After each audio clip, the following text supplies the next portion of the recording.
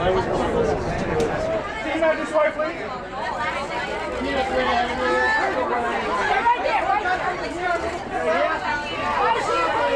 And this way, please. Hey, ladies, right in front of the Tina. Right there. This looks great. Looks directly straight. One more, couple more, yeah. Right here, please. And then three, please. Couple more, and I'm done. Right here. Everybody, yeah, great jacket. Lindsay, come down.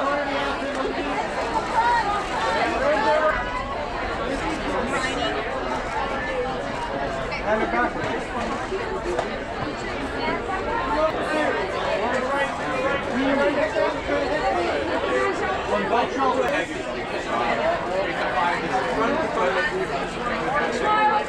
And the back. And you got us this way, please.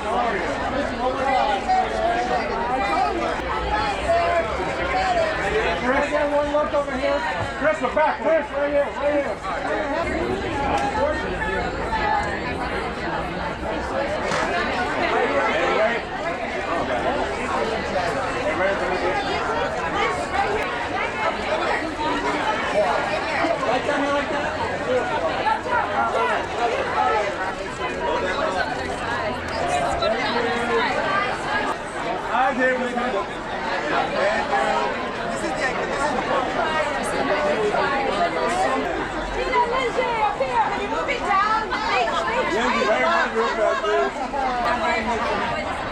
Guys, right here. One to the left. Everyone looking left.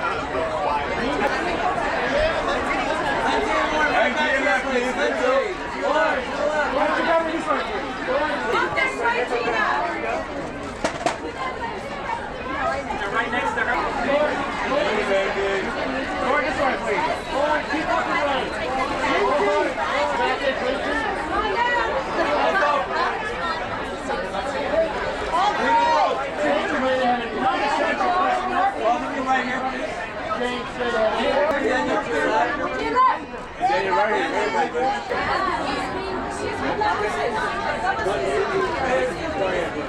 One more this way, please. This way.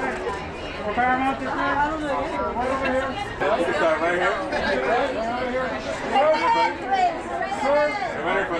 And right in front of me, please. There we go. Yeah. And together this way, please.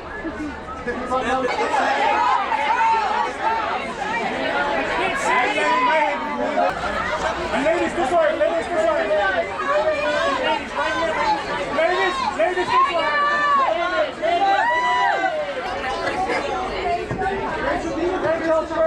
Rachel, sit. Over here.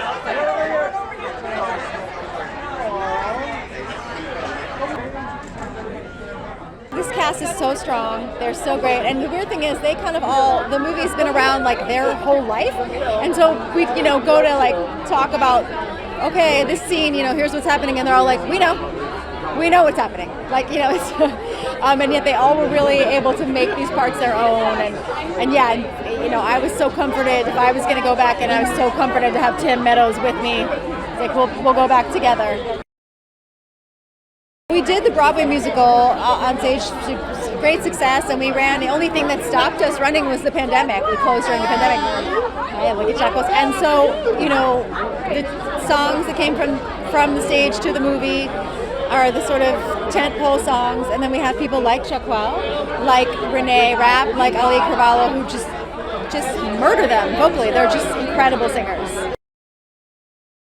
I think you want to see it with people. That's always good for comedy, and it's good for what feels like a concert as well. So yeah, people should come in a group. It's so exciting, but there's also a lot of pressure, so I wanted to do right by the fans, but also, I'm a fan myself, so it was important for me to make it good. So a lot of pressure, but I hope people love what we've done with the movie. I hope audiences are entertained. I hope they laugh. I think it's really funny. I also hope it leaves them with a great message about staying true to your morals, and that's kind of the most important thing. Mean Girls in 3 words is fun, flirty, and pink. Mean Girls, you have to see it in the cinema just to appreciate every single bit of detail that went into creating this movie. I'm talking costumes, hair, makeup, set design, choreography. It's designed to be seen on a big screen. I think Cady's relatable because she's the new girl. We've all been the new kid at some point, whether that's in school or at a new job or just trying something new. So I think that's what makes her relatable. A story that has become as timeless and classical as Mean Girls has become. I mean, it's become sort of the comedy of many generations. Aaron represents sort of the good boys out there. I think he's a good person. I think he's trying to be good to people. I think he's somewhat of like a floater in some ways. Like he gets along with a lot of people. Karen is really reflective of the positive qualities of like humanity, to be able to retain some of their goodness despite being in the presence of something that may be considered the opposite. But you know, I think she's really, really special, and I hope everyone relates to kind of her charming attitude or sweetness in some sort of way. It's a peak of nostalgia, you know. It's one of your favorite movies done in a musical with a younger, more modern cast. But I think especially for the newer generation, we have so much diversity in this cast, and I think it really does embrace the like timeless themes of Mean Girls in a modern context, and I think that's really, really special. It very much contains the same sort of core and message of the original film, just maybe a little bit more updated to 2024. I am so excited to see this film also in theaters with a lot of other people. I watched it by my lonesome, and I'm excited to hear people laugh and cry out in the same way that I did when I first watched the film. Janis is really a character who would rather sit alone at the lunch table than try to fit in with the plastics or any other clique for that matter. And she has this incredible song, I'd Rather Be Me, that I think everyone can relate to in a bit. Like, who would we be if we didn't have to worry what people thought of us, right? Like, I took that to heart, and I think a lot of audience members will too.